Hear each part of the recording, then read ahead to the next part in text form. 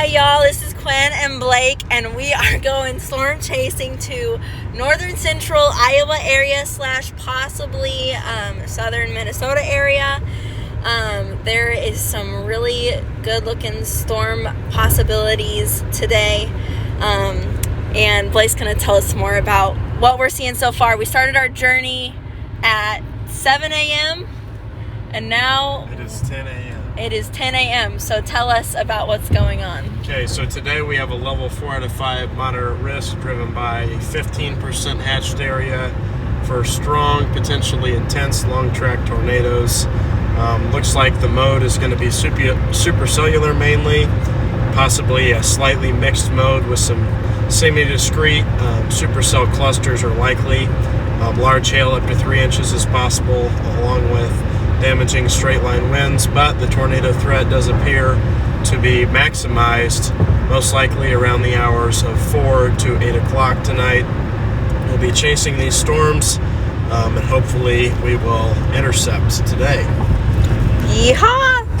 This is part 1 of the, what's today? Of the April 28th vlog. Howdy folks, so we are in Iowa right now. It is 1:15. The radars are looking like we are planning on staying in Iowa, but we're looking to hit some stuff around 4 p.m. Here's what the weather looks like so far.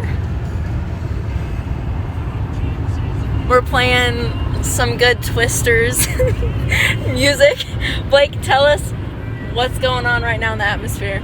Yeah, so right now it's a little bit cloudy, so all that is the warm, moist air riding up underneath the steep, elevated mixed layer, which is a layer of dry, well-mixed air, which sits above that warm, moist air. And what that does is it creates a capping inversion, or a layer of warm air aloft, and that prevents storms from developing. And in setups like this, that can either be a good thing or a bad thing. It can prevent storms from forming entirely, but a good thing, if you're a storm chaser, is capping can prevent weak showers, which can quickly inhibit severe storm production because of them eating up all the storm fuel. In this case, the cap is going to erode by about 4 o'clock, and discrete supercells are supposed to fire along the dry line in northwestern Iowa up to southwestern Minnesota, and we'll be on those cells as they track into a high-end parameter space. Significant tornado parameter values are going to be close to 7 of upwards of 9. That should produce an environment capable of producing significant, long-lived, possibly violent tornadoes. Hopefully no structures are hit and they stay over open country, but we'll be there for whatever happens. That's right. So basically what we're looking for is discrete supercells, which are just basically pop-up severe thunderstorms. I don't know if we're going to talk about it in our presentation, but severe storms require wind speeds of 58 miles per hour or higher, correct? Correct.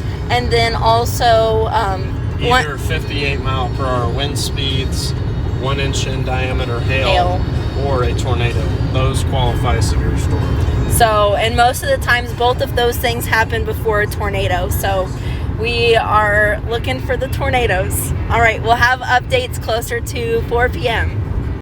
Hey y'all, it's 2:47. We are headed towards, we've been going straight north through northern, like central Iowa, and we are now headed straight west towards a discrete supercell that is going to be going through Spencer, Iowa. There are a few that are north in Minnesota right now that already have tornado warnings labeled on them. We're pretty sure by the time that we get to this storm, it's probably close to 50 miles away from where we're at right now, that there will likely be a tornado on it. So stay tuned.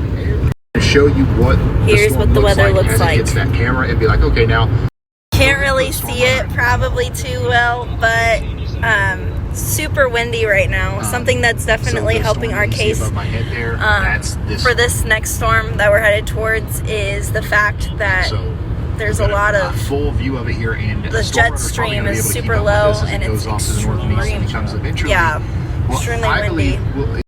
Maybe 4.5 inch hails. This is part of the storm that we are chasing right now. We are getting ready to at least the size of hit baseballs today, which is hit the destructive. storm. That blue dot is us, and that Just got a new storm tornado warning is right to the for guess what? Meeker, northwest of us. Stearns, and So, Wright counties in Minnesota. We're thinking that it'll be absorbed by a line, so we're gonna have to drop south to hit some other discrete supercells. But that cloud right there, it's called a cumulonimbus, is beautiful.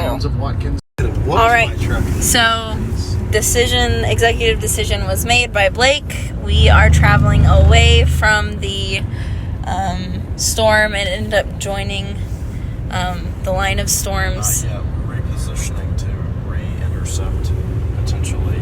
This storm. Yeah, maybe this one or maybe some other ones. We're just driving. We're going to drive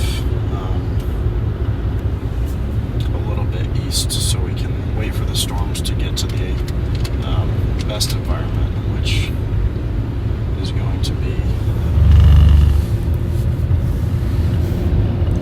So we'll see what that brings. There is some stuff south of here too that we might want to catch, so we're just getting in good position for possibly seeing it all. All right, so we've got a bunch of storm chasers. Can't tell where they're from, but they're not from Iowa. We are totally ready. We're headed towards, there is a tornado warning confirmed. Spotter, it was spotted. There was a tornado spotted. Blake, commentary. Looks promising. It's moving into a much more favorable environment right now. So yeah, there's the radar right now. The blue dot is us, and we're headed in that direction. So we are headed towards the tornado. Yes. Closer. Definitely still something that we need to be sheltering for. Up front of Santiago in Minnesota. Wall cloud. Beautiful. Caleb. This is a monster. We are heading right into it. This is the wall cloud right here. It is so low. Close to where the tornado would happen. This is insane. We're going to see one. I mean, this is Just to the north. this is the storm of the day right here. We currently have 2 tornadoes. There's a bunch of 6 severe storm chasers. There's some ahead of us right now. 5 storm chasers. Like, this is the place to be. It's getting so dark, and you can't even tell from here, but just wait.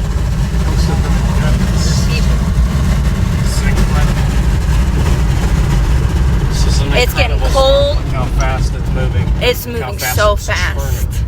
It is going so fast, guys. So fast.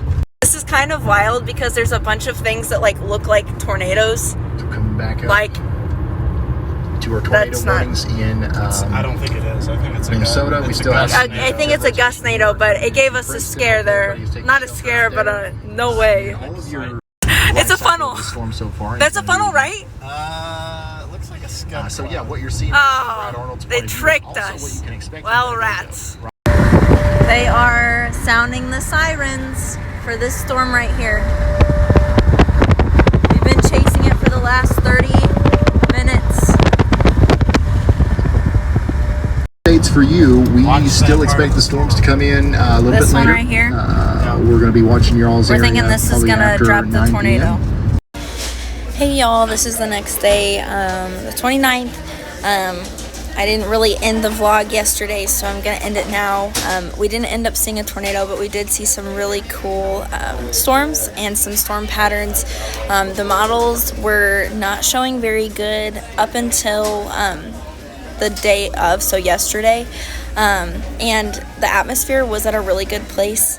But the storms didn't seem to take advantage of the atmosphere. So I think that there were only maybe 2 confirmed tornadoes within the parameters of the severe warnings in Wisconsin. There was one in Wisconsin and one in Minnesota, and we wouldn't have been able to have gotten to those anyway. So just wanted to give a final update.